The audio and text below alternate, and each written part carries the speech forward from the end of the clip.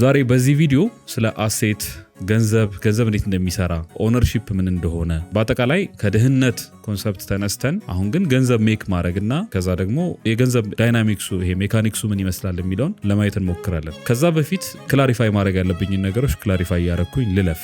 ክላሪፋይ ለማድረግ አንዳንድ ነገሮች ከዚህ በፊት ተከታታይ መኒ ሲሪስ ላይ 3 ቪዲዮዎችን ለቀናል። ስለዚህ 3ቱም ቪዲዮዎች ያላያችሁ ሰዎች ከሆናችሁ ከዚህ በፊት ያሉትን ቪዲዮዎች ገብታችሁ ለማየት ሞክሩ። ፕሌሊስት ውስጥ የመኒ ሲሪስ ሚል ፕሌሊስት አለ ዩቲዩብ ላይ። እስካሁን ድረስ ተከታተሉኝ ከመጣችሁና እዚህኛው ፓርት ላይ ደርሳችሁ ከሆነ በጣም ጥሩ ወይም ደስ የሚል ኤክሳይቲንግ ፓርት ላይ ነው የደረሳችሁት። ስለዚህ እዚህኛው ፓርት ላይ እስካሁን ይዘን የመጣናቸውን ውሸቶች ባለፈው አውርተናል። በልጅነታችን የያዝናቸውን ተሳሳቱ አንደርስታንዲንጎች ለማየት ሞክረናል። በዚህኛው ቪዲዮ ግን ስፔሲፊካሊ ገንዘብ ራሱ ምንድነው፣ እንዴት ነው የሚሰራው የሚለውን ለማየት እንሞክራለን። ይሄን ማወቃችን ምንድነው ጥቅሙ ካላችሁኝ፣ ሰዎች ብዙ ጊዜ ከገንዘብ ጋር ኢሞሽናል አታችመንት ይኖራቸዋልና እንደውም አንድ ሻርክ ታንክ ላይ ኬቨንን ካወቃችሁት ሻርክ ታንክ የሚባል ፕሮግራም አለ። የገንዘብ ያላቸው ሰዎች እና ኬቨን ምናምን ሆነው ኢንቨስት ያደርጋሉ። ሀሳብ ያላቸው ሰዎች መጥተው ያቀርባሉና ኬቨን ምን ይላል? ገንዘብ ኢሞሽን የለውም፣ ስሜት የለውም፣ ምን እንደሚሰማህ ምን እንደምታስብ አያውቅም። ስለዚህ ያንተን ፐርሰናል ፍላጎቶች ሳይሆን የሚያዳምጠው ገንዘብ የሆነ አይነት ስትራክቸር የሆነ አይነት ሲስተም ነው ፎሎ የሚያደርገው ይላልና ስለ ገንዘብ ማወቃችን ጥቅሙ ገንዘቡን ባልሆነ አይነት መንገድ እንዳንጠቀመው አንደኛ፣ ሁለተኛ ራሱ ኮንሰፕቱ በትክክል ካልገባን ሌላ አይነት ዓለም ውስጥ ስለሆነ ኦፕሬት የምናደርገው እኛ በገባን ነገሮችን ስንሰራና አክቹአሊ ገንዘብ በሚሰራበት መንገድ ነገሩን ስንሰራው የተለያየ ስለሚሆን እሱን በደንብ ለማጥራትና የተሻለ ነገር ለመስራት ይረዳናል። ገንዘብ ምንድነው ከሚለው እንጀምር። ገንዘብን ሰዎች አዳኛቸው አድርገው የሚያዩዋሉ፣ እግዚአብሔራቸው አድርገው። እንደውም መጽሐፍ ቅዱስ ላይ ለሁለት ጌቶች ልትገዙ አትችሉም ይላል። አንዱ እግዚአብሔር ነው፣ አንዱ ገንዘብ ነው። እግዚአብሔርን በምናመልከው ወይም ለእግዚአብሔር በምንገዛው መልኩ ለገንዘብ ልንገዛ አንችልም። አንዳንድ ሰው ገንዘብን እንደ አምላክ እንደ ፈጣሪ አድርጎ ትሪት ያደርገዋል። ልክ አይደለም። ይሄ ከፈጣሪ ነው የሚያጣላ። ገንዘብ ምንድነው ካላችሁኝ፣ ገንዘብ ቱል ነው ወይም የሆነ ነገር የምታስፈጽሙበት መሳሪያ ነው እና በራሱ ግብ አይደለም ልላችሁ። አሁን ለምሳሌ ከድህነት ለማምለጥ በምናደርገው ጉዞ ውስጥ አላማችን ከድህነት ማምለጥ ነው። ከዛ የምንፈልጋቸውን ነገሮች ማሳካትና አንድ የነጻነት መስመር ላይ ገብተን ራሳችንን ማግኘት ነው እንጂ ግቡ ገንዘብ ማግኘት አይደለም ግቡ። ስለዚህ የዚህ ሲሪስ ዓላማ ከድህነት ማምለጥ የሚለውን ሐሳብ ማዕከል ያደረገም ቢሆን ገንዘብ መስራት ወይም ገንዘብ ማግኘት አይደለም ግቡ። ወይም ይሄን ቪዲዮ አይተን ስንጨርስ እነዚህን ሐሳቦች ስነግራችሁ አፕላይ ስታደርጓቸው ገንዘብ አይደለም ግባችን፣ ገንዘብ ቱሉ ነው። ግቡ ገንዘብ ማግኘት አይደለም፣ ሀብታም መሆን ነው ወይም ነጻነትን ማግኘት ነው። አልቲሜትሊ ሀብታም መሆንም ሲባል የሆነ አይነት ገንዘብ ማከማቸት ሳይሆን ዓላማው ወይ የሆነ አይነት ወረቀት ወይ የሆነ አይነት ቁጥር ባንክ ውስጥ መያዝ ሳይሆን ዓላማው ያ የሚያመጣው ነጻነት፣ ያ የሚያመጣው ሌቨሬጅ፣ ተረጋግቶ ማሰብ መቻል፣ እነዚህ ነገሮች አኳየር ማድረግ ነው እንጂ ገንዘብ ኢንስትሩመንት ነው፣ ቱል ነው። ነገር ግን አንድን ቱል በደንብ አንደርስታንድ ያላደረገ ሰው ቱሉን ለመጠቀም ከሚሞክር ይልቅ ባይጠቀም የተሻለ ነው። በመጀመሪያ ደረጃ ግን ልጠቀም ካለ ራሱን ነው የሚጎዳው። ለምሳሌ አንድ አናጺነት በትክክል ያልገባው ሰው መዶሻ ይዞ ወይ ምስማር ይዞ የሆነ ነገር ለመስራት ቢሞክር ምናልባት ምስማሩን ይስተውና እጁን የመምታት እድል ሊገጥመው ይችላል። ስለዚህ መዶሻ እንዴት መጠቀም እንዳለበት የማያውቅን ሰው መዶሻ ባይሰጠውና ባይዝ የተሻለ ነው። ልክ እንደዛው ሁሉ ገንዘብ ምን እንደሆነ በትክክል ያልገባው ሰው ገንዘብ ባይዝ ባያገኝ የተሻለ ነው። ባይዘው አይ ችግር የለውም ገንዘቡን ሳገኘው የተሻለ ሐሳቦች ይመጡልኛል፣ አይ አንተ ስላልገባህ ነው፣ ዋናው ገንዘቡ ነው፣ ገንዘብ ኖሮት የተሻለ ነገር ማድረግ የማይችል ሰው የለም ብላችሁ ልታስቡ ትችላላችሁ። ግን እውነታው እንደዛ አይደለም። ብዙ ሰዎች እኮ ገንዘብ ኖሯቸው የተበሉ ወይም ህይወታቸው የተበላሸ ሰዎች እናውቃለን አይደል? ለምሳሌ ወርልድ ዋይድ አሁን ብዙ ጊዜ የሚወራው ሎተሪ የሚያገኙ ሰዎች ነው። ከዚህ በፊትም ተናግሬዋለሁ። ሎተሪ የሚያገኙ ሰዎች አሁን እጃቸው ላይ 100 ሺህ ብር ካለና በሎተሪ 1 ሚሊዮን ከደረሳቸው ከ3 ወር ከ4 ወር በኋላ 1.1ዱንም ሉዝ አድርገውት እንደገና ሌላ 200-300 ሺህ ብር ዕዳ ኖሮባቸው ልታገኟቸው ትችላላችሁ። አትሌቶች፣ የኛ ሀገር አትሌቶች እንደውም ጎበዞች ናቸው በጣም። አንዳንድ ሀገር ላይ ያሉ አትሌቶች፣ ኳስ ተጫዋቾች ወይ የሆነ አይነት ድንገት በአንድ ቀን የሚመጣ አትሌቲክስ ላይ ገንዘብ በአንድ ቀን የሚመጣ ሆኖ ሳይሆን የብዙ ዓመት ልፋታቸው ነው። ግን ውድድሩን ሲወዳደሩ ምናልባት አጭር ርቀት ከሆነች ትንሽዬ ሰከንድ ነው ውድድሩ የሚሆነው። ግን በአንድ ቀንም ይወዳደሩት በትንሽ ሰከንድም ብቻ ገንዘቡ የዛን ቀን በአንድ ቀን የተገኘ ገንዘብ ይሆንና የብዙ ዓመት ልፋታቸውን ኮንሲደር ሳያደርጉት ገንዘብ ማግኘት ብቻ የሚለው ሐሳብ ስለሆነ እጃቸው ላይ ያለው ያ ያገኙትን ገንዘብ ፕሮፐርሊ ማኔጅ ስለማያደርጉት ከእጃቸው ብን ብሎ ሲጠፋ ታያላችሁ። ስለዚህ ገንዘብ ማግኘት ብቻውን ማንንም ሰው ሀብታም አያደርገውም። እንደውም ወደ በለጠ ድህነትና ላለመዳችሁት አይነት ሌክዠሪ ከዛ ያ ሌክዠሪ ደግሞ ይዟችሁ የማትጠብቁት አይነት ገደል ውስጥ ሊከታችሁ ይችላል። ስለዚህ ገንዘብ መሳሪያ ነው፣ ቱል ነው። ቱሉን እንዴት መጠቀም እንዳለበት የማያውቅ ሰው ገንዘብን ባያገኘው ፕሪፈር አደርጋለሁ እኔ። ስለዚህ ገንዘብ ምንድነው ተባባልን? ቱል ነው፣ መሳሪያ ነው ተባባልን። ይሄ ቱል መሆኑን አንደርስታንድ ያላደረጉ ሰዎች ፕሮፐርሊ እንዴት ገንዘቡን መጠቀም እንዳለባቸው ማሳካት የሚፈልጉትን ነገር እንዴት ማሳካት እንዳለባቸው ስለማያውቁት ምን ወደ መሆን ይሄዳሉ? ገንዘብ ብዙ እየሰሩ ግን ወደ መጨነቅ፣ ብዙ ገንዘብ እየሰሩ አሁንም ድሃ ሆኖ መኖር፣ እንደዚህ አይነት ነገር ውስጥ ይገባሉ። ስለዚህ ገንዘብ ምንድነው የሚለውን አንደርስታንድ ማድረግ በጣም ኢምፖርታንት ነው። ገንዘብ ጋር እንዴት ነው ኢንተራክት የምናደርገው? በኢሞሽን ሳይሆን በሜካኒክስ ነው። ወይም የሆነ አይነት ስትራክቸር የሆነ አይነት ሲስተም አለ። በዛ ነው ከገንዘብ ጋር ኢንተራክት የምናደርገው። ለምሳሌ ዛሬ ተበሳጭቻለሁ፣ በቃ ገንዘቡ አይመለከተውም፣ አያውቅም፣ አይገባውም። ዛሬ ደብሮኛል፣ ገንዘብ አያውቅም፣ ይሄን ስሜት አይገባውም። ገንዘብ አንደርስታንድ የሚያደርገው ስትራክቸርን ብቻ ነው፣ ሲስተምን ብቻ ነው። ይሄ ማለት ምን ማለት ነው? በደንብ አብራርቼ እነግራቸዋለሁ። ግን ገንዘብ ሲስተም መሆኑን ያልተረዱ ሰዎች ወይም ገንዘብ በስትራክቸር የማይሰራ የሚመስላቸው ሰዎች ዩዥዋሊ ኢሞሽናቸውን ገንዘቡ ላይ ሪፍሌክት ማድረግ ወይም ደግሞ በኢሞሽኖቻቸው ብቻ ተመርተው ገንዘብ ስትራክቸር እንደሆነ ማያውቁ ሰዎች ወይም ደግሞ ገንዘቡ ፎሎ የሚያደርገው ስትራክቸርን እንደሆነ የማይገባቸው ሰዎች ኢሞሽናቸውን በመከተል የሚሰማቸውን ስሜት በመከተል ለምንድነው ገንዘብ ማላገኘው፣ ለምንድነው እንደዚህ መስራት ያቃተኝ ምናምን እያሉ ራሳቸውን ሲያስጨንቁ ታገኛላችሁ። ስለዚህ ገንዘብ ኢሞሽናችሁን አይሰማም። አዘንክ አላዘንክ፣ ደበረህ አልደበረህ ምናምን ገንዘብ አይገባው። ገንዘብ ስትራክቸር ነው። ገንዘብ ስትራክቸር ነው ፎሎ የሚያደርገው ስላችሁ ወይም ሲስተም ነው ፎሎ የሚያደርገው ስላችሁ ምን ማለት እንደሆነ በትንሹ ላብራራላችሁ። በጣም በቀላሉ ሁለት ሰዎችን ለምሳሌ እናስቀምጥ። አንድ ሰውዬ አለ፣ ሁለቱም ተመሳሳይ ስራ ነው፣ ተመሳሳይ ደሞዝ ነው የሚያገኙትና አንደኛው ህይወቱ ኦርጋናይዝድ ነው፣ ዌል ኦርጋናይዝድ ነው። ምን እንደሚበላ ይታወቃል፣ ምን እንደሚሰራ ይታወቃል፣ በየት ሰዓት እንደሚገባ በምን ሰዓት እንደሚወጣ ይታወቃል፣ ገንዘቡ ምን ያህል እንደሆነ የሚያገኘው ይታወቃል፣ የሚያወጣውም ገንዘብ ይታወቃል፣ በወር ምን ያህል ወጪ እንዳለበት እያንዳንዱ ትራንዛክሽኑ ምን እንደሆነ ይታወቃል። ይሄ ሰውዬ ትራክ ያደርጋል። በወር ይሄን ያህል ብር አገኛለሁ፣ ከዛ ይሄን ያህል ብር እዚህ ጋር አደርጋለሁ፣ ይሄን ያህል ብር እንደዚህ ያደርጋለሁ እያለ ሙሉ ወጪውን ገቢውን ምናምን በደንብ ኮንትሮል ያደርጋል። ከዛ ኮንትሮል ማድረግ ብቻ ሳይሆን አንደኛ ላይፉ ፕሪዲክተብል ነው። ድንገት የሚመጣ ነገር ብዙ የለም ህይወቱ ላይ። ያው እንደ ሰው ሊኖር ይችላል፣ ግን እነዛን ነገሮች አትሊስት በሚኒመም ማኔጅ ያደርጋቸዋል። ከዛ ውጭ ግን ዴይሊ ዝም ብሎ ደውሎ ና እንውጣ የሚለው ጓደኛ የለውም። ወይ ራንደምሊ የሆኑ ያገኛቸውን ሰዎች ሊጋብዝ አይቀመጥም። ወይ የሆነ ነገር ሲያይና ሲያምረው ስሜቱን ተከትሎ ኢንቨስት አያደርግም። በዚህ ምክንያት የዚህ ሰውዬ ህይወት ፕሪዲክተብል ነው ማለት ለምሳሌ በቀን ለታክሲ የሚያወጣው ለምግብ የሚያወጣው ምናምን ይታወቃል እና ከዛ በኋላ ያለውንም ገንዘብ ስኬል ማድረግ ይችላል። እንዴት አድርጌ የቀረኝን ገንዘብ ላስቀምጠው፣ ላሳድገው፣ እንደዚህ ላድርገው የሚለውን ለማሰብ ፕሪዲክተብል የሆነ ላይፍ አለው ማለት ነው። ይሄን ስትራክቸር እንለዋለን። ከዚህ ውጪ ግን ያለውን ሰው ካያችሁት ፕራክቲካሊ የሚኖረው ኑሮ ፕሪዲክተብል አይደለም፣ ራንደም ኑሮ ነው ማለት ስሜቶቹ ነው የሚከተለው። ቅድም ገንዘብ ስሜትን አይከተልም ያልኳችሁ ለዛ ነው። ሰውየው ስሜቶቹን የሚከተል ከሆነ ገንዘቡም ፎሎ የሚያደርገው እነዛን ስሜቶቹ የሚወጡበትን ቦታ ነው። ስለዚህ ሰውየው ዛሬ ደስ ካለው ገንዘቡ ደስ ባለው መንገድ ይወጣል። ምናልባት ግን ነገ ቸገረኝ ብላችሁ ታለቅሱ ግን ገንዘቡ እሱን ተከትሎ አይመለስም። ስለዚህ ፕሪዲክተብል ያልሆነ ላይፍ ያለው ራንደም የሆነ ላይፍ ስታይል ያለው ሰው ድንገቴ የሚመጡ ነገሮች ህይወቱ ላይ የሆነ ነገር የሚያደርጉት ሰው በጣም ኢዝሊ እጁ ላይ ያለውንም ገንዘብ ያጣል፣ እጁ ላይም ገንዘብ አይበረክትለትም፣ የሚሰራውም ስራ ያን ያህል በረከት አይኖረው። ስለዚህ ፕሪዲክተብል የሆነ ላይፍ ስትራክቸር ያለው ላይፍ ይፈልጋል ገንዘብ። ገንዘብ ብላችሁ ስታስቡ ቀድሞ አእምሯችሁ ላይ መምጣት ያለበት ስትራክቸር ነው ማለት ነው። አሁን ትልልቆቹን ሚስ አንደርስታንዲንጎች ገንዘብ ላይ ያለንን ሚስ አንደርስታንዲንጎች እናንሳና ገንዘብ ምንድነው ከማለታችን በፊት ገንዘብ ምን አይደለም የሚለውን ብናይ የተሻለ ነው ብዬ አስባለሁ። ገንዘብ ሀብት አይደለም። አሁን በጣም ብዙ ሰው በጣም ብዙ ገንዘብ ስላለው ወይም ሲኖረው በቃ ሀብታም ነኝ ወይም ሀብት አለኝ ብሎ ያስባል። እንደውም በአማርኛ ጥሩ እንትን አለ፣ ሀብትና ብልጽግና ወይም ሀብታምና ባለጸጋ ተብለው የሚገለጹ አሉ። በአማርኛችን ሀብታምና ባለጸጋ የሚባሉት ምንድናቸው? ሀብታም የሚባለው ቤዚካሊ ገንዘብ ያለው ሰው ምናምን አይነት ሰው ነው። እሱን ሀብታም እንለዋለን በተለምዶ አይደለ? ባለጸጋ ግን የምንለው ቃሉ ራሱ ባለጸጋ፣ ባይል ማለት ሀብት ንብረት ማለት የዛ ጸጋ ያለው ሰው ወይም በጣም ስናቀለው አማርኛውን አይ ቲንክ የተትረፈረፈለት ማያልቅ ተዝቆ የማይጨረስ እሱ ነገር ከሀብት ወይም ደግሞ ገንዘብ ከመኖር ከምንለው ሐሳብ ትንሽ የተሻለ ነው። ስለዚህ ገንዘብ ማለት በዚህ አሁን ባወራነው ሴንስ ሀብት ነው ልንለው እንችላለን፣ ግን ብልጽግና ወይም ባለጸግነት አይደለም። አንድ ሰው ገንዘብ ሊኖረው ይችላል፣ ባለጸጋ ግን ላይሆን ይችላል።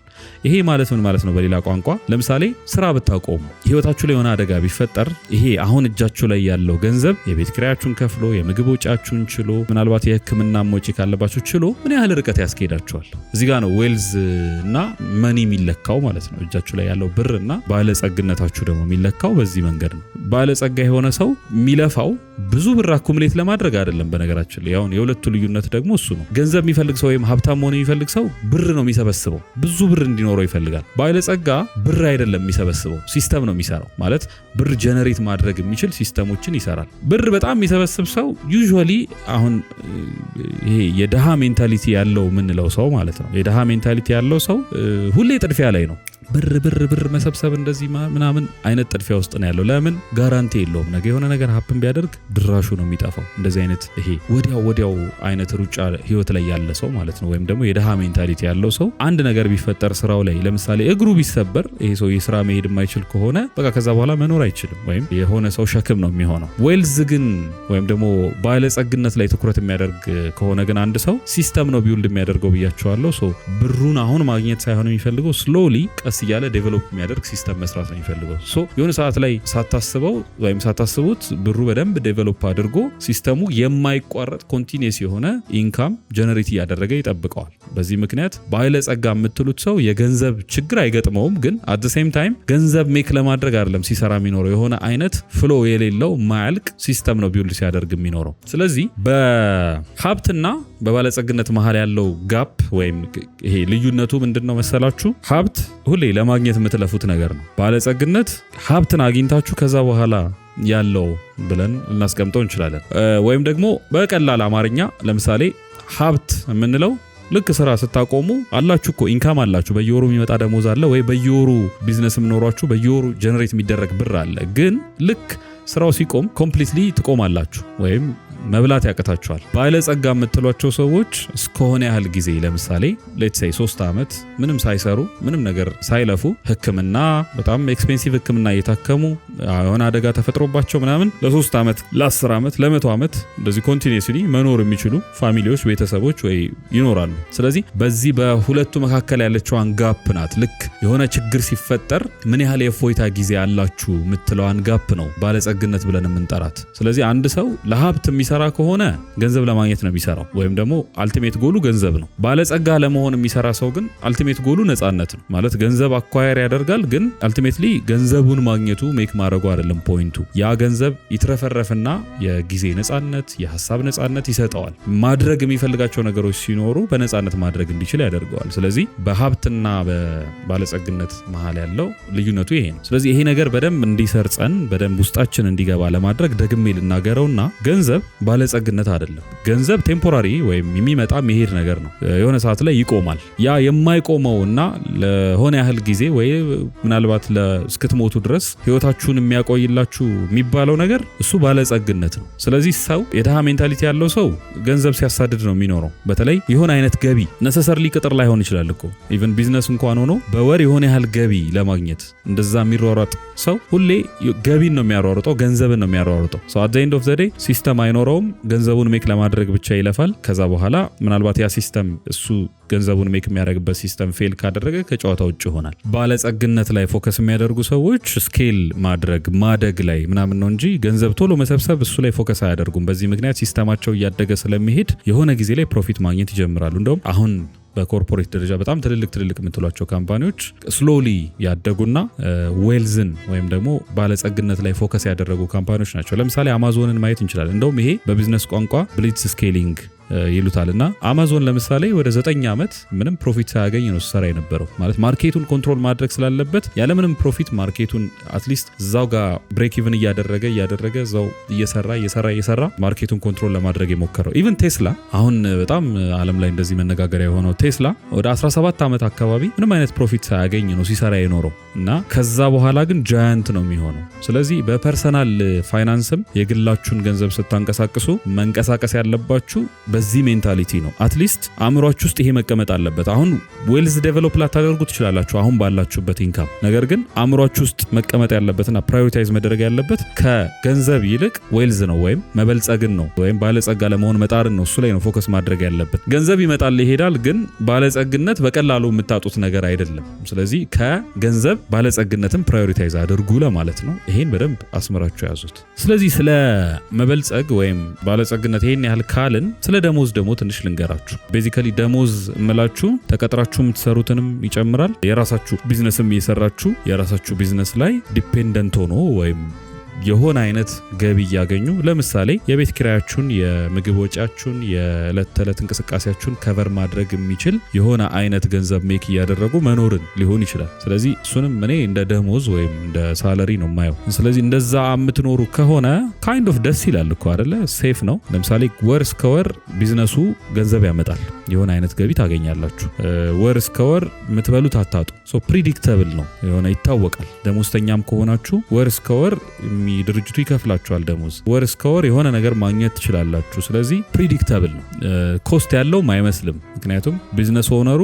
ግብር ይከፍላል የሰራተኛ ደሞዝ አለበት የቤት ኪራይ ይከፍላል ምናምን ስለዚህ ይሄ ሁሉ ኤክስፔንሲቭ የሆኑ ኮስቶችን አቮይድ አድርጋችሁ በደሞዛችሁ ብቻ አትሊስት እንደው ተጨማሪ ነገር ሳትከፍሉ መኖር ትችላላችሁ ማክሲመም የመንግስት ታክስ ነው የምትከፍሉት እሱም እንደየደሞዝ ስኬላችሁ ይለያያል ስለዚህ በጣም ከፍተኛ ወጪ አይኖርባችሁም በአመቱ መጨረሻ በጣም ትልቅ ብር አታወጡ ስለዚህ ደሞዝን በዚህ መልኩ ስታስቡት ወይም ወራዊ በቢዝነሳችሁም ቢሆን ወራዊ የምታገኙትን ገቢ በዚህ መልኩ ስታስቡት የሆነ ያህል ሪሊፍ አለው ምክንያቱም እንዳልኳችሁ ከፍተኛ የሆነ ግብር አትከፍሉም የሰራተኛ ወጪ ምናምን የለባችሁም ራኒንግ ኮስት ምናምን ይቀንሳል አትሊስት የሆነ እንትን ይመስላል አይደለ የሆነ ኮስት የሌለው የተረጋጋ ህይወት ይመስላል በዛ ምክንያት እንትን እንሆናለን ሴትል ማድረግ እንጀምራለን ግን የሚገርማችሁ ዲፕ ኢንሳይድ የሆኑ ኮስቶች አሉት እነዛ ኮስቶች ምንድናቸው አንደኛ ዲፔንደብል ማለት ዲፔንደንት እንሆናለን ደሞዙ ዲፔንድ የምንመካበት ልበለው በአማርኛ ወይ የምንደገፍበት የምንተማመንበት መጠለያችን ይሆናል ስለዚህ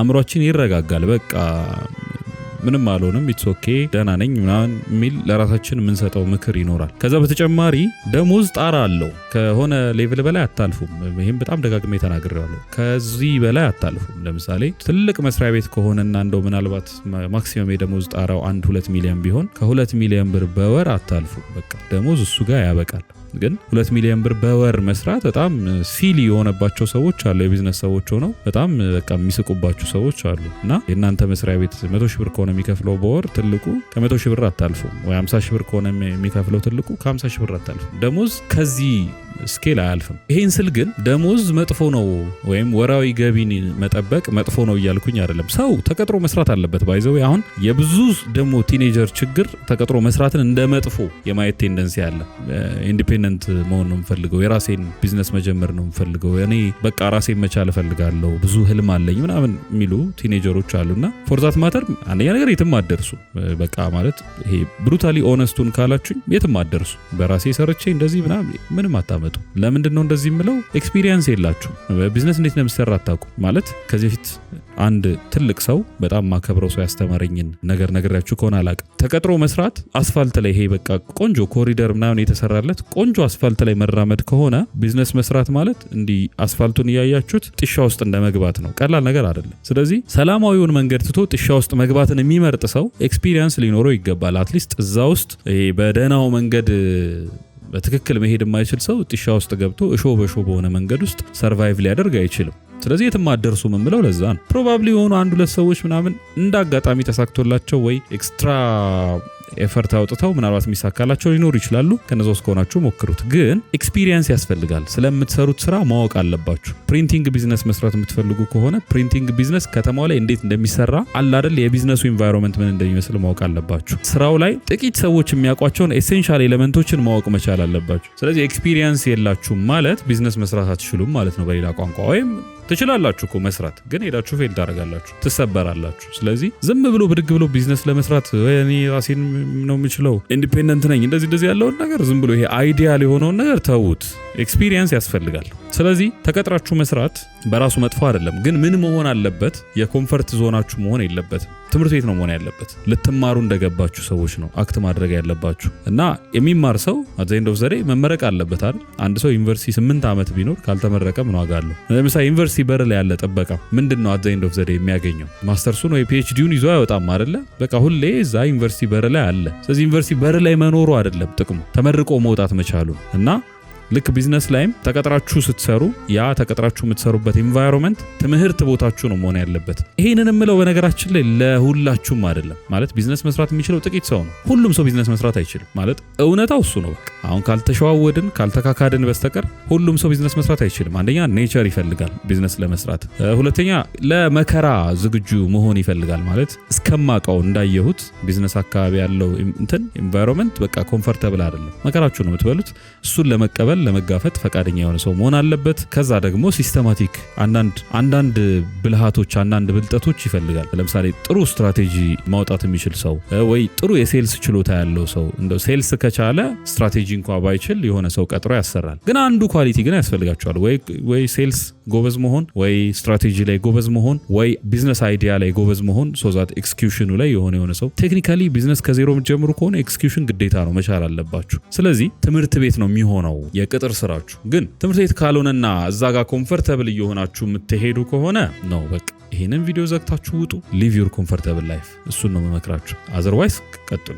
ስለዚህ ደሞዛችሁ ወይም ይሄ ወራዊ ገቢያችሁ ወደፊት የነጻነት ህይወታችሁን ፈንድ የሚያደርግ መሆን ነው እንጂ ያለበት ይሄ ፕሮቴክት የምታደርጉት ወይ ደግሞ የደሞዝ ጭማሪያችሁን እያሳደጋችሁ ምናምን የምትለፉበት ኢንቫይሮንመንት አይደለም መሆን ያለበት። ይሄን ስል ስራው ላይ አይደለም እንብላችሁ፣ ስራው ላይ በደንብ ለፍታችሁ መስራት አለባችሁ። ለምን ነገ ስትወጡ ጎበዝ ሆናችሁ የራሳችሁን ነገር ለመስራት you have to have the capability አይደለ እንትኑ ችሎታው ያስፈልጋችኋል ወጣችሁ የምትሰሩት ምናምን። ስለዚህ ከባለቤቱ የተሻለ ማወቅ መቻል አለባችሁ በዛ ጉዳይ ላይ ነገ ቢዝነስ ለመስራት። ምክንያቱም ከዚህ ሰውዬ ጋር ነው ቢዝነስ ላይ ኮምፒት የምታደርጉት ኦልሬዲ ካፔብል ከሆነ ሰው ጋር ማለት ነው። ስለዚህ ደሞዛችሁን ፕሮቴክት ለማድረግ ወይ የደሞዝ ጭማሪ እንትን ምናምን ስትሉ እዛ ላይ ኢንቨስትድ መሆን የለባችሁ። እዛ ላይ ጊዜያችሁን ማጥፋት የለባችሁ። you should be invested on the escape። ይሄ ማምለጫዋን መውጫዋን መንገድ ነው ስትፈልጉ ጊዜያችሁን ማጥፋት ያለባችሁ። ስለዚህ ደሞዛችሁ ደግሞ ያንን ሰፖርት የሚያደርግ ያንን escape የሚያመቻችላችሁ ፈንድ ሲስተም ነው መሆን ያለበት ለማለት ነው። ይሄን ካልን አሁን ደግሞ እንግዲህ ስለ ገንዘብ አሁን የተረዳችሁ ይመስለኛል። ገንዘብ ምን እንደሆነ።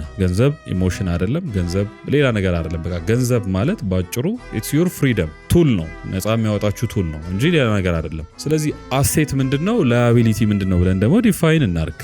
አሴት በሌላ በቃ በጣም በሲምፕል ቋንቋ ኪሳችሁ ውስጥ ገንዘብ የሚያስገባ ነገር ነው አሴት፣ ሌላ ነገር አይደለም። ላያቢሊቲ ደግሞ በተቃራኒው ከኪሳችሁ ገንዘብ የሚያስወጣ ነገር በሙሉ ላያቢሊቲ ነው። ስለዚህ ምንድነው እጃችሁ ላይ ያለው? አሁን ይሄን ኢሞሽናሊ ምናምን አትዩት። ኢትስ ጀስት በቃ ሜካኒካል ነገር ነው። ኪሳችሁ ውስጥ ገንዘብ ካስገባ አሴት ነው። ከኪሳችሁ ገንዘብ ካስወጣ ምንድነው? ላያቢሊቲ ነው። ስለዚህ ኤክስትራ ገንዘብ ሜክ ልታደርጉ የምትችሉበት ስኪል ካላችሁ እሱ ምንድነው? አሴት ነው። ገንዘብ ያስገባል ኪሳችሁ ውስጥ አይደለ? ወይ ደግሞ ኤክስትራ ካሪኩላር አክቲቪቲ እንበለው ከለመዳችሁ ሩቲን ለምሳሌ አዲሽናሊ ጎልፍ መጫወት ምናምን ብትፈልጉ አሁን ለምሳሌ ብድግ ብላችሁ ጎልፍ ክለብ ሄዳችሁ ገንዘብ ከፍላችሁ ነው የምትጫወቱት አይደለ? ስለዚህ አዲሽናል ወጪ ነው፣ ከኪሳችሁ ገንዘብ የሚያስወጣ ነው። ያው የሀብታም ጨዋታ ስለሆነ እንተውላችሁ። እሱን ከኪሳችሁ ገንዘብ የሚያስወጣ ከሆነ ላያቢሊቲ ነው ማለት ነው። ኪሳችሁ ውስጥ ገንዘብ ማስገባቱን እርግጠኛ መሆን መቻል አለባችሁ። አሴት በዚህ መንገድ እንረዳዋለን። እና አሴት ምንላቸው ኪሳችን ውስጥ ገንዘብ የሚያስገባ ለምሳሌ ስኪል ብያቸዋለሁ። ቢዝነስ ካላችሁ ወደ ኪሳችሁ ገንዘብ የሚያስገባ ቢዝነስ ባይዘይ ቢዝነስ ራሱ ሲባል ብዙ ሰው ንግድ ፍቃድ ይመስለዋል። በጣም የኛ ሀገር ሜንታሊቲ በቃ ይገርመኛል። ንግድ ፍቃድ አይደለም ባይዘይ ቢዝነስ የሚባለው ወይ ቢሮ ምናምን እሱ አይደለም ቢዝነስ። ቢሮ ላያቢሊቲ ነው። ንግድ ፍቃድ ላያቢሊቲ ነው። ግብር ትከፍላላችሁ። ማቴሪያሎች፣ ወንበር፣ ሶፋ፣ ሼልፍ ምናምን ሰምቲንግ እነዚህ እንዳለ ላያቢሊቲ ናቸው። ቱ ሰም ኤክስቴንት ላያቢሊቲ አንላቸው የምንችልበት ፖሲቢሊቲ አለ። ምክንያቱም እነዚህ ራሳቸው ገንዘብ ለማምጣት የምንጠቀማቸው ቱሎች ስለሆኑ። ግን አሁን ለጊዜው ይሄ ፊት ለፊት ባለው ቋንቋ እነዚህ ወጪዎች ናቸው። ገንዘብ የሚባለው ቢዝነስ ራሱ የሚባለው ኪሳችሁ ውስጥ ቀጥታ ገንዘብ የሚያስገባው ነገር ነው። እሱን ነው ቢዝነስ ብለን የምንጠራው። አሴት የምንለው ደግሞ ወደ ኪሳችሁ የሚገባውን ገንዘብ ወይም ኪሳችሁ ውስጥ ገንዘብ የሚያስገባውን ነገር እሱን አሴት ነው። ቢዝነስ ካላችሁ ቢዝነሱ አሴት ነው። ይሄ ገንዘብ የሚያመጣው ቢዝነስ ማለት ነው። ስኪል ካላችሁ የሆነ ነገር የሚሸጥላችሁ ስኪል ካላችሁ እሱ አሴት ነው። ላያቢሊቲ ደግሞ በተቃራኒው ወጪ ነው። ለምሳሌ ተደጋጋሚ ሀቢት ካለባችሁ እሱ ወጪ ነው። ይሄ ስታተስ ለማሳየት የምትሞክሩ ከሆነ ይሄም ወጪ ነው። ለምሳሌ ናይኪ ካልሆነ አላረግም የምትሉ ከሆነ ወጪ ነው። ይሄ ቤዚካሊ እኔ ብራንድ ጫማ ካልሆነ አላረግም፣ እኔ ማርክ ያለው እንትን አይነት ብራንድ ያለው ልብስ ካልሆነ አልለብስም የምትሉ ከሆነ ይህም ወጪ ነው። ማለት በዚህ ልብስ ውስጥ ስታተስ ነው እያሳያችሁ ያላችሁት። ብራንድ ነው የምለብሰው እንደዚህ ነው ምናምን አይነት ስታተስ ነው የምታሳዩትና እዚህ ሁሉ ውስጥ ወጪ ነው የምታወጡት። የሀብታምና ወይም የባለጸጋና የድሃ ሰው ልዩነቱ ምንድን ነው ካላችሁኝ እዚህ ውስጥ ድሃ ሁሌም በጣም ኤክስፔንሲቭ ነገሮችን በመግዛት ይታወቃል። ለምሳሌ የዓለማችን ትልልቅ ሀብታሞችን አሁን ዝም ብላችሁ አለባበሳቸውን፣ ስታይላቸው ምናምን ብታዩ ፌስቡክ ባለቤት ማርክ ዙከርበርግ አሁን እሱ ተመሳሳይ የሆኑ ቲሸርቶች አሉት አይ ቲንክ ግሬ ነገር ቲሸርቶች አሉት ከዛ የሆነ ቁምጣና ሲሊፐር አለው እንደዚህ ነው የሚለብሰው ስቲቭ ጆብስ ጂንስ ይሄ ኦሞ ከለር ጂንስ እና ጥቁር ፒትልስ ነገር ይለብሳል በቃ እድሜ ልክ አይ ቲንክ መደዳውን አንድ አይነት ብዙ አለው በቃ እሱን እየለበሰ ነው የሚኖር ሪዝን አላቸው እሱን የሚያደርጉበት እውነቱን ለመናገር ከዚህ ከገንዘብ ወጪም በተጨማሪ ዲስትራክሽን ይቀንሳል ምን ልልበስ የሚለው ላይ ብዙ ኢንቨስትድ አይሆኑም ይሄ በጣም ቆንጆ ስትራቴጂ ነው ምናልባት ሌላ ጊዜ በደንብ ነግራችኋለሁ ቼዝ ላይ አሁን ቼዝ የምታውቁ ሰዎች ካላችሁ ቼዝ ላይ በደንብ ጥቅም ላይ የሚውል ነገር ነው እንደዚህ አይነቱ ስትራቴጂ ለምሳሌ በጣም ጎበዝ ግራንድ ማስተሮች ምናምን ቼዝ ሲጫወቱ አይታችሁ ከሆነ የመጀመሪያዎቹ አካባቢ ሰዓት ላይ ጥድፊያ ነው በቃ ጨዋታው የሚሆነው ቶሎ ሰዓቱን ለመጠቀም ምክንያቱም ተራ የሆኑ ዲሲዥኖች ስለሆኑ እዛ ጋር የሚወሰኑት ያን ያህል ኢምፖርታንት አይደሉም የመጀመሪያው ታይም ላይ ብዙ ኮስት አያደርግም ምክንያቱም ቼዝ ስትጫወቱ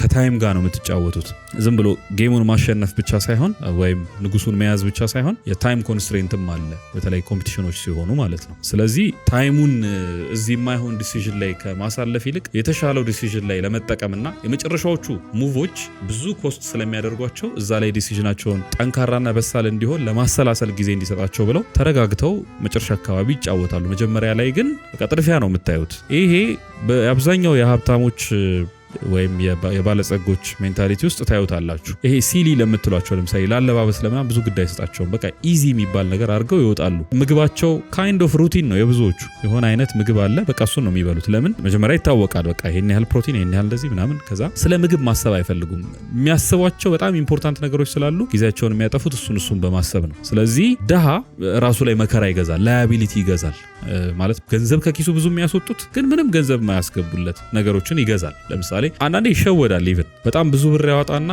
አሴት የገዛ መስሎት ላያቢሊቲ ይገዛል ደሃ ሀብታሞቹ ግን ሁሌም ተጠንቅቀው አስበውበት በጣም በቃ በጥንቃቄ አሴት ይገዛሉ ሶዛት ያ አሴት ለምሳሌ የባንክ ሼር ሲገዙ ምን አይነት ባንክ በጣም እየከሰረ ያለ ባንክ ላይ ደሃ በቃ ማስታወቂያ አይቶ ብቻ ሄዶ ገብቶ ይገዛል ሀብታም ግን የት ባንክ ነው በወር ምን ያህል በአመት ምን ያህል እያተረፈ ነው የላስት ትራንዛክሽኖቹ አመታዊ ገቢዎቹ ምን ይመስላሉ ፕሮፊቶቹ ወይም ሎስም ካለው ሎሱ ምን ይመስላል ምናምን እያለ እነዚህን ዳታዎች በደንብ አናላይዝ አድርጎ ከስሜት ወጥቶ ማለት ነው ቅድም አሴት እና ላያቢሊቲ ምንድነው ብያቸዋለሁ ሜካኒካል ነው በቃ እንዲህ ከሆነ እንዲህ ይሆናል እንዲህ ከሆነ እንዲህ ይሆናል አይነት ሜካኒካል ሲስተም ነው ስለዚህ ሜካኒክሱን ያስቡታል ኦኬ በዚህ ያህል አመት እንደዚህ ካተረፈ በዚህ ያህል አመት እንደዚህ ይሆናል ስለዚህ ፕሬዲክት የሚደረገው እንደዚህ ነው ብለው ካልኩሌት አድርገው ነው አሴት የሚገዙት ስለዚህ አንተና ያ ዌልዚው ሰውዬ እኩል የባንክ ሼር ገዝታችሁ እሱ ተጠንቅቆ ፐርፌክት የሚባለው ባንክ ጋር ሼር ይገዛል አንተ ፕሮሞሽን ሰምተህ የሆነ ቦታ ላይ የሚከስር ባንክ ሼር ትገዛለህ ስለዚህ የሀብታምና የደሃ ልዩነቱ ወይም የባለጸጋና የደሃ ልዩነቱ ባለጸጋው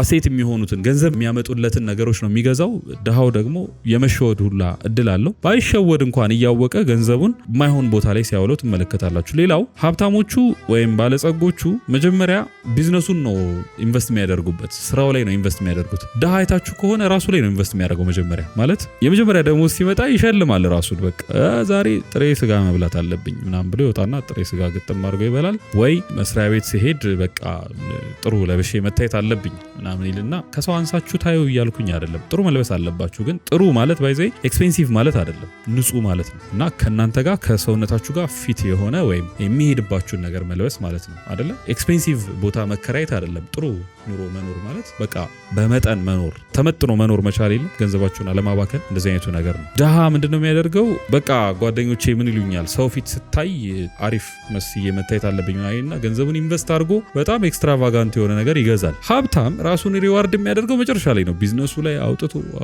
አውጥቶ ሲጨርስ በቃ አሁን ራሴን ሪዋርድ ላርግ ምናምን ብሎ ራሱ ላይ ኢንቨስት ማድረግ ሲጀምር ኦሬዲ ቢዝነሱ ገንዘብ ሜክ ማድረግ ጀምሯል በዛ ሰዓት እና የሀብታምና የደሃ ልዩነት ይሄ ነው ደሃ በጣም ኤክስፔንሲቭ እና ይሄ ላውድ የሆኑ ነገሮች ላይ ያዘወትራል ምናልባት አይታችሁ ከሆነ አሁን ጥቁር አሜሪካውያን ምናምን ሻይኒ ነገር ይወዳሉ አይደለ የሆነ አንገታቸው ላይ የሆነ የሚያብረቀርቅ ልብሳቸው በጣም እንትን ያለ ሻይን የሚያደርግ እንደዚህ ነገር ይወዳሉ ግን ሪል ሀብታሞች አሁን እንዳልኳችሁ እነ ዙከርበርግ እነ ኤለን ማስክ ምናምን ስታዩቸው ግን የሆነ እንደውም ኤለን ማስክ ትንሽ ሻይኒ ነገር አንዳንዴ ይለብሳል አይደል ሌሎቹ በቃ ሲምፕል ነው ላይፋቸው እና ላውድ አይደለም የነሱ ይሄ አውትሳይድ አፒራንሳቸው ምናምን የሆነ የተመጠነና ዝግ ያለ ነው አሴትና ላያቢሊቲን አንደርስታንድ ማድረግ በጣም ህይወታችሁን ያቀላል ስለዚህ በዚህ መንገድ ተረዱት ሌላው በጣም ከገንዘብ ጋር ካነሳ ነው አይቀር መነሳት ያለበት ኢምፖርታንት ሀሳብ ምንድነው? ኦነርሺፕ፣ ባለቤትነት። ሰው ከድህነት ለማምለጥ በቃ ግዴታ የሆነ አይነት ኦነርሺፕ ያስፈልገዋል። ይሄ ምንም ማንደራደርበት ነገር ነው። በቃ ዓለም ላይ ሰዎች በሁለት ይከፈላሉ። ባጭሩ ሁለት አይነት ሰው አለ። አንደኛ ተከራይ አለ፣ ሁለተኛ ነው ባለቤት አለ። እና በቃ ዓለም ላይ ቲፒካሊ ኦን የሚያደርግ ሰው አለ፣ ሬንት የሚያደርግ ሰው አለ፣ መኪና ያለው አለ፣ መኪና የሚከራይ አለ፣ ቤት ያለው አለ፣ ቤት የሚከራይ አለ፣ ቢዝነስ ያለው አለ፣ ቢዝነስ ተቀጥሮ የሚሰራ ሰው ተከራይ ማለት ነው። እሱ አይነት ሰው አለ። ሶ ከነዚህ ውስጥ የትኞቹ ናቸው ሰክሰስፉል? ያው ኦብቪየስ ነው አይደል? የታወቀ ነው። ኦነሮቹ ሰክሰስፉል ናቸው። ግን ኦን ማድረግ ቢዝነስ ወይ የሆነ አይነት ሲስተም ኦን ማድረግ በጣም ቦሪንግ ነው። ለምሳሌ መኪና የላችሁ 10 ሺህ ብር ነው ደሞዛችሁ። በዛ እስቲ አርገን እንየውና ከዛ መኪና ኦን ማድረግ ኢዝ አ ቢግ ዲል 10 ሺህ ብር ከሆነ ደሞዛችሁ። ግን ደግሞ መኪና ኦን ማድረጋችሁ አሴት ነው ላያቢሊቲ፣ እሱ መታወቅ አለበት። ምክንያቱም መኪና ኦን ማድረግ አሴት የሚሆንበት አጋጣሚ አለ፣ ላያቢሊቲ የሚሆንበት አጋጣሚ አለ። ዲፔንድስ። መኪናው መጥቶ የሆነ ነገር የሚያደርግ ከሆነ አሴት ነው። ግን አንድ የ10 ሺህ ብር ደሞዝተኛ መኪና ለመግዛት ደሞዙን ላጠራቀም ካለ ኢትስ ኦልሞስት ኢምፖሲብል። የ1 ሚሊዮን ብር መኪና ኖረ ብለን እናስብና አይሮን ነው መኖሩን፣ ግን የ1 ሚሊዮን ብር መኪና ልግዛ እንኳ ቢል ይህ ሰውዬ በ12 ወር እንኳ ብናካፍለው 10 ዓመት ምናምን በላይ ማጠራቀም አለበት። ስለዚህ አንድ ሰው በ10 ሺህ ብር ደሞዝ 10 ዓመት አጠራቅሞ ነው 1 ሚሊዮን የሚኖረው። ባጭሩ ምንም ነገር ሳይበላ ሳይጠጣ ታክሲ ምናምን ቤት ኪራይ ምናምን ሳይል ዝም ብሎ 10 ሺህ ቢያስቀምጥ ይሄ ሰውዬ እንዴት መኪና ኦን ሊያደርግ ይችላል? ፔንፉል የሆነ ነገር እናደርግ። ከ10 ሺህ ብሩ ደሞዙ ላይ 5 ሺህ ብሩን ሰምዌር ኢንቨስት ቢያደርገው ማለት ትንንሽ ቢዝነስ እናስጀምረው። እርጥብ ቤት የሆነ ነገር ምናምን ይጀምር፣ ትንንሽ ቢዝነስ። ከዛ ያቺን 10 ሺህ ብር 5 ሺህ ብር እያስቀመጣት ሌላ በወር 10 ሺህ ብር ሜክ የሚያደርግ የሆነ አይነት ቢዝነስ ቢጀምርበት። ከዛ የደሞዙ 10 ሺህ ብር ስላለ ይሄኛው 10 ሺህ ብር ትርፍ ነው የሚሆነው። ስለዚህ እቺን 10 ሺህ ብር ከደሞዙ ላይ 5 ሺህ ብር ሲጨምርባት 15 ሺህ ብር ይሆንለታል። ስለዚህ ሰምዌር እሱን ደግሞ እዛ ወይ ቢዝነሱ ላይ ኢንቨስት ቢያደርገው ወይ ሰምዌር ሌላ አይነት ቢዝነስ ቢከፍትበት ወይ ደግሞ 1-2 ቢዝነስ እንደዚህ ስታብሊሽ ካደረገ በኋላ ይሄንን ብር ወስዶ ሌትስ ሴይ 30 ሺህ ብር በወር ሜክ ማድረግ ከቻለ ይሄን ወስዶ የሆነ ቦታ ብድርና ቁጠባ ኦርሳኮ ነገሮች ጋር ቢቆጥበው ከዛ የሆነ ጊዜ ቢያበድሩት። አሁን ይሄን ፕሮሰስ ስታዩት በጣም ቦሪንግ ነው ማለት ኢዚ አይደለም። እና ከተከራይነት ወደ ኦነርሺፕ ወደ ባለቤትነት መምጣት በጣም አዝግ ነው። ለምሳሌ የሚታወቀው አሁን አዋጭ ነው ምናምን እንደዚህ የሚባሉት ጋር ሄዳችሁ ብታጠራቅሙና በጣም ገንዘብ እንኳ ቢኖራችሁ 6 ወር ይፈጃል። በጣም ብር ያላችሁ ሰው ብትሆኑና ቶሎ ገንዘብ ማስገባት ብትችሉ ሚኒመም 6 ወር ይፈጃልና 6 ወር ሙሉ ታግሶ መኪና መግዛት ይልሃል ሰንባዲ። ፕሮባብሊ 6 ዓመት አንተ ደግሞ ልታገስ ትችላለህ። ምናልባት 10 ሺህ ብር ከሆነ ደሞዝ ማለት ነው እንዲያበድሩ። ግን አት ዘ ኤንድ ኦፍ ዘ ዴይ መኪና ኦን ታደርግና መኪናው ትንሽዬ ገንዘብ መስራት ሲጀምር ከፍለህ ትጨርሳለህ እነሱ ጋር። ከዛ 10 ዓመት ፈጀ እንበል፣ 4 ዓመት ከፍለህ ለመጨረስ ፈጀብህ። በ10 ዓመትህ መኪና ይኖርሃል። ግን 10 ዓመት ሙሉ መከራህን እየበላህ ነው መኪና ኦን የምታደርገው እና ኢትስ ቦሪንግ። ግን አት ዘ ኤንድ ኦፍ ዘ ዴይ ኦን ታደርጋለህ የሆነ ነገር። ቤትም ስናስብ እንደዚህ ነው እናስበው። በጣም ቦሪንግ ነው ቢዝነስ ኦን ማድረግ፣ የሆነ ነገር ኦን መኪና ኦን ማድረግ። አሁን በነገርኳችሁ እንኳን ኤግዛምፕል በጣም ከባድ ነው። ግን የሆኑ ሰዎች አሉ ፈቃደኛ የሆኑ ይሄንን ከባድ ጉዞ ለመሄድ ፈቃደኛ የሆኑ ሰዎች አሉ። አዋጭ ኦር የሆነ ነገር ሳኮዎች ጋር ብር ቆጥቦ የሆነ ነገር ለማግኘት የሚሞክር ሰው እንኳን ኢዝሊ ነገሮችን አያልፍም። የሆነ አይነት ቢዝነስ ኦን ላድርግ ካላችሁም ሴም ቲንግ ነው ሀፕን የሚያደርገው። ማለት ኢንጆየብል አይደለም፣ ፓዙ በጣም አሰልቺ ነው፣ በጣም አድካሚ ነው። ግን ዊሊንግ መሆን አለባችሁ እሱን መከራ ለማለፍ። ስለዚህ ቋንቋችን ምንድነው መሆን ያለበት? ኦነርሺፕ ከኪራይ የተሻለ ነው። ግን የኦነርሺፕ ፓዝ ግን በጣም ኮምፕሌክስ ነው፣ ውስብስብ ነው፣ ቀላል አይደለም። ግን ስትራይቭ ማድረግ ያለብን መልፋት ያለብን ግን ለኦነርሺፕ ነው ባለንበት ስኬል ማለት ነው። ስለዚህ አእምሯችሁ ውስጥ ሁሌም ይሄን አስቀምጡ። የሆነ ነገር ኦን ማድረግ አለባችሁ፣ ትንሽ ይሁንም በመጠኑ ግዴታ አይደለም። ሁሉም ሰው ቢሊየነር አይሆንም ወይም ሁሉም ሰው ሚሊየነር አይሆንም። 100 ሺህ ብር ይኖራችሁ ትልቅ ነገር ነው። 100 ሺህ ብር ሜክ አድርጉ ትልቅ ነገር ነው። ኢፍ ዩ አር ጉድ ኢነፍ ደግሞ ሚሊየንስ ምናምን ሜክ ማድረግ ጀምሮ እሱም በጣም ጸደይ ነገር ነው። ቢሊየንስ ምናምን መግባትም ከቻላችሁ እሱ በጣም አይዲያል ነገር ነው። ግን ስቲል 1000 ብር ነው ሜክ የምታደርጉት 5000 ብር ነው ሜክ የምታደርጉት የሚለው ዲሞቲቬት አያርጋችሁ። ኦን አድርጉት እሱን ነገር አትሊስት 3 ብርም 4 ብርም ሜክ ያርግ፣ ቡናና ሻይም ትሁን። ግን ደግሞ ከሌ ስለጀመረው ብላችሁ አትጀምሩት ወይ ምናምን ሳይሆን ሲስተም እያሰባችሁ ሜካኒክስ እያሰባችሁ ማለት ነው። እንዴት ይሰራል እንዴት ይሆናል ምናምን ብላችሁ ስማርት እየሆናችሁ። ቢዝነስ ግን ለመጀመር ቅድም ብያችኋለሁ አንድ ኳሊቲ ግዴታ የሆነ 1 ወይ 2 ኳሊቲ ያስፈልጋችኋል። እሱን ሳይኖራችሁ አትድፈሩ። ዝም ብሎ ቢዝነስ አይሰራም። ስለዚህ ኦነርሺፕ ኢዝ ቬሪ ኢምፖርታንት። ሁሉም ሰው ስትራይቭ ማድረግ ያለበት ለኦነርሺፕ ነው። ሀብታሞቹ ለምንድን ነው ቦሪንግ ነገር የሚወዱት ብላችሁ አስባችሁ የምታውቁ ከሆነ ምናልባት ካላሰባችሁ አስቡበት። ለምን ይመስላችኋል? ሀብት 3 ነገር ይፈልጋል እንዲመጣ ማለት ነው። አንደኛ ትዕግስት ነው። በጣም ትዕግስት ይጠይቃል። ትዕግስት ደግሞ ቦሪንግ ነው። ሁለተኛ ጊዜ ይፈልጋል። የሆነ ብድግ ብለን ሀብታም መሆን ነው የምንፈልገው ሁላችንም፣ ግን እንደዛ አይመጣም።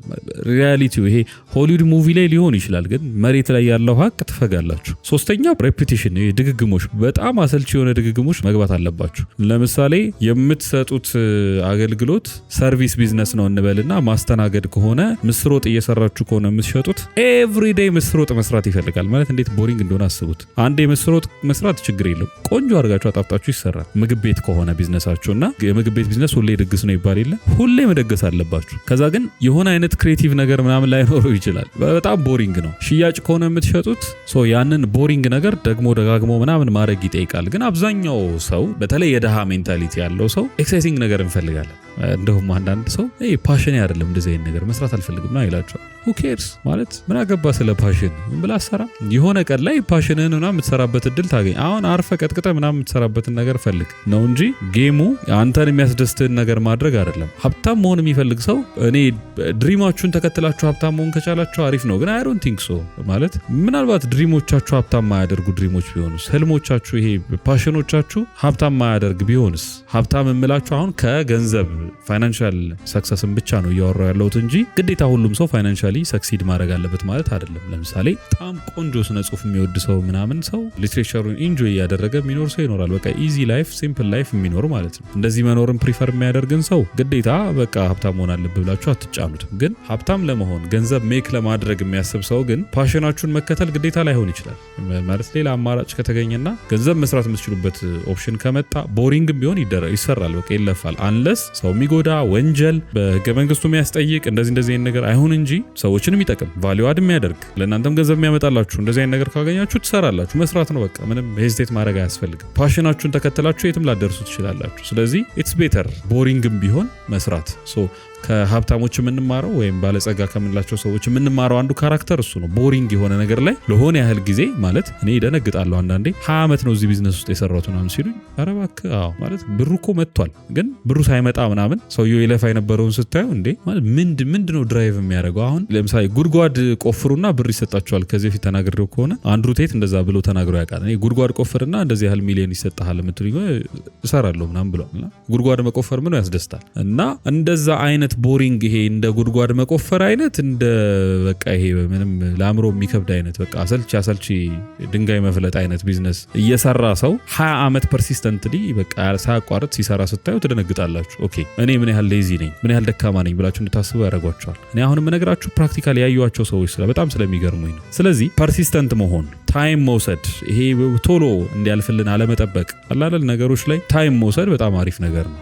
ቦሪንግ ነገር ሀብታሞቹ የሚወዱት ትክክለኛው ሀብት ያለው በጊዜ ሂደት የሚሰራው ያ ቦሪንግ ነገር ላይ ስለሆነ ነው። ነዳጅ ማውጣት አሁን በጣም ኤክሳይቲንግ ስራ አይመስለኝም ዝም ብዬ ሳስበው። እኔ አውጥቼ አላቅም፣ ግን ነዳጅ ማውጣት የሚያወጣም ሰው አላቅም። ወርቅ መፈለግ ምናምን በጣም ኤክሳይቲንግ ስራ አይመስለኝም። ወርቅ የሚለው አይዲያ ስላለ ደስ ይላል ሊሆን ሽያጩን ምናምኑን ስናስበው። አሁን ቡና ኤክስፖርተር ምናምን ሲባል ደስ ይላል እንትኑ፣ ግን ቡና መስራት በጣም ቦሪንግ ስራ ነው ማለት ነቲንግ ክሪኤቲቭ እዛ ውስጥ። ይሄ የሆነ አይነት አርቲስቲክ ነገር ምናምን የሚመች ሰው ከሆንክ ምን አድርገ ነው ቡና ላይ አርቲስቲክ ነገር የምትሰራው? በቃ የሆነ ፋርም ነው እና ፕሪሲሽን ይጠይቃል እንትኑን ፋርሙን የምትንከባከብበት መንገድ። ከዛ ቡናው ተለቅሞ ከወጣ በኋላ ለሰዎቹ የሆነ ያህል የሚከፈላቸው አለ። በእጅ ምናምን የሚሉት ነገር አለ። አንድ እጅ አንድ ሶስተኛው ለነሱ ምናምን እንደዚህ የሚሉት ነገር አለ እና ለሰራተኞቹ ማለት ነው። እና እሱን ካደረጋችሁ በኋላ ቡናው ተጭኖ ሲመጣ መንገድ ላይ ዘራፊ ይገጥማችኋል ወይ የመንግስት ፖሊስ ያስቆማችኋል፣ የሆነ ፍተሻ ይኖር፣ ማአት ነገር አይታችሁ ፕሮባብሊ አዲስ አበባ ከሆነ የምታመጡት አዲስ አበባ እስኪደርስ ድረስ ፕሮባብሊ ቡናው ተበላሽቶ ምናምን ይደርስ ይችላል እና በጣም ቦሪንግ ነው። ግን በሀብታሞች ቦታ ወይም እነሱ በሚለፉበት ቦታ ሆነን እግራችንን አስገብተን ስለማናየው it feels exciting። ኤክስፖርት እኮ ነው የሚያደርገው። ኦኬ እኛ የሚታይም ነው ኮንቴነር ሲጭኑ ከዛ ሄዶ በብር አይደለም እኮ የሚሸጠው፣ ያ በጣም ደስ ይላል። በዶላር ነው። ኦኬ ዶላር ደግሞ ሲያገኙ እዛ ለኢምፖርት ቢዝነሳቸው ዶላሩን ይጠቀሙትና እዚህ ቃጭነውበት ይመጣሉና it feels exciting ማለት ቻይና ትሄዳለ፣ እቃ ኢምፖርት ታደርግበታለ፣ ሳሙኤር ትሄዳለ፣ አውሮፓ ሄደ ትሸጠዋለ ምናምን እና አክቹአሊ ግን ዋናው እንትኑ ያለው ዋናው ቦሪንጉ ስራ ያለው እዛ ጫካ ውስጥ ነው፣ ፋርም ውስጥ የሆነ ገጠር ከአዲስ አበባ የሆነ ያህል ኪሎ ሜትር ምናልባት መብራት ውሃ የሌለበት ምናምን አካባቢ ምናልባት ጫካ እልም ያለ ጫካ እሱን መንጥረ ለቡና እንዲሆን አድርገህ ማዘጋጀት ምናምን the boring things እነዚህ በጣም አሰልቺ የምንላቸው ነገሮች ጋር ነው ገንዘቡ ያለው። አንድ በአሰልቺነት ውስጥ ወይም ደግሞ ይሄ ባለመሰልቸት ውስጥ የለም አሰልቺ ነገር አግኝቷችሁ ባለመሰልቸት ውስጥ ነው ራሳችሁን የምታሳድጉትም ዌልዝም የሚገኘው ብዬ አስባለሁ። ስለዚህ ይሄን በደንብ አስቡበት። ከሀብታሞች የምንማረው አንዱ ካራክተር ይሄን ቪዲዮ ስንጠቀልለው ገንዘብ ለስትራክቸር ነው የሚገዛው። የሆነ አይነት የሚሰራ ስትራክቸር ካላችሁ ነው እንጂ የሚሰራው ኢሞሽናችሁን ተከትሎ አይደለም የሚመጣው። የሚወጣው ኢሞሽናችሁን ተከትሎ ነው። ቤዚካሊ ደስ ካላችሁ ትበትኑታላችሁ፣ ከደበራችሁ የሆነ ቦታ ላይ ኢንቨስት አድርጉታላችሁ ምናምን ታወጡታላችሁ፣ ይጠፋል። ሲመጣ ግን ኢሞሽናችሁን ተከትሎ አይደለም የሚመጣው። አሁን ድሪሙ ትልቅ ስለሆነ በቃ እሱ ጋር እንደዚህ ገንዘብ ፔፐር ነው ምንም እንትን አያውቅም። የሆነ ቦታ ላይ የሆኑ ሰዎች ተስማምተው የሰጡት ቫልዩ ነው። የሆነን ወረቀት ለአምጪው እንዲከፈል ምናምን የሚለው አለ አይደለ? በቃ እሱ ነው። እሱ አግሪመንት ነው። ገንዘብ ቦንድ ነው እና ይሄንን አግሪመንት በስሜት አታመጣው፣ ግን በስትራክቸር ታመጣዋል። በስትራክቸር ማለት የሚሰራ ሲስተም በመስራት አንድ ፕሪዲክተብል የሆነ ላይፍ በመኖር ገንዘቡ ራሱ አንተ ጋር ሲመጣ በቃ እንትን ነው፣ ክሊር ነው፣ ይታወቃል። ይሄኛው እዚህ ጋር ይሄኛው እዚህ ጋር ምናምን የሚል ከዛ ሌቨሬጅ በማዘጋጀት ገንዘቡን ካገኘኸው በኋላ የሆነ ቦታ አሎኬት በማድረግ ታይምህን ፕሮፐርሊ በመጠቀም እነዚህ ነገሮች በማድረግ ገንዘብ ማግኘት ይቻላል። ገንዘብ ሜክ ማድረግ ይቻላል። ከድህነት ለማምለጥ ራሳችሁን ለማሳደግ የምትፈልጉ ሰዎች ኦርደር ያስፈልጋቸዋል። በላይፋችሁ ስትራክቸር ያስፈልጋቸዋል። ክሊኒካል ሳይኮሎጂስቱ ጆርዳን ፒተርሰን አንድ በጣም ፌመስ ህግ አለችው። ይሄ አልጋህን አንጥፍ ምናምን የሚላት ነገር አለች እና ይሄ ክሊን ዩር ሩም ምናምን የሚላት ነገር አለች።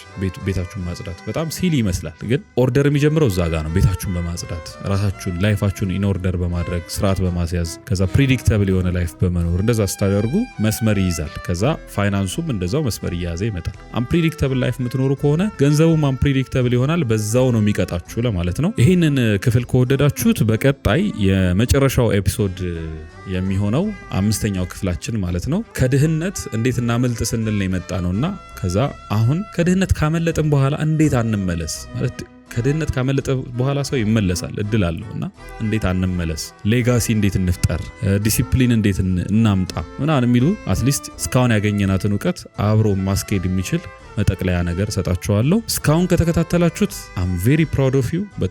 በጣም ደስተኛ ነኝ። በቃ በጣም ቦሪንግ እንደሆነ ተስፋ አደርጋለሁ፣ ግን በጣም ዲስአፖይንት የሚያደርግ ነገር እየተናገርኩ የትም አትደርሱ ምንም አታመጡ ምናምን እያልኩ እየዛትኩባችሁ፣ ግን እስካሁን ድረስ ታግሳችሁ ስለምትሰሙ በጣም አመሰግናለሁ። ስፔሻሊ ከመጀመሪያው ጀምሮ እስከዚህ ድረስ የደረሳችሁትን ልጆች ማለት ነው። ይሄ ፐርሲስተንስ ነው። ይሄንን ፐርሲስተንስ አስቀጥሉት። እስከ 5ኛው ክፍል እንደምትኖሩ ተስፋ አደርጋለሁ። ከዛ ያገኛችሁትን ሐሳብ ምን ሊመስል እንደሚችል ደግሞ 5ኛው ክፍል ላይ የሆኑ አሳይመንቶችን እንሰጣጥና እንለያያለን። ለዚህ ሳምንት ይሄ በቃናል። እጅግ በጣም አመሰግናለሁ።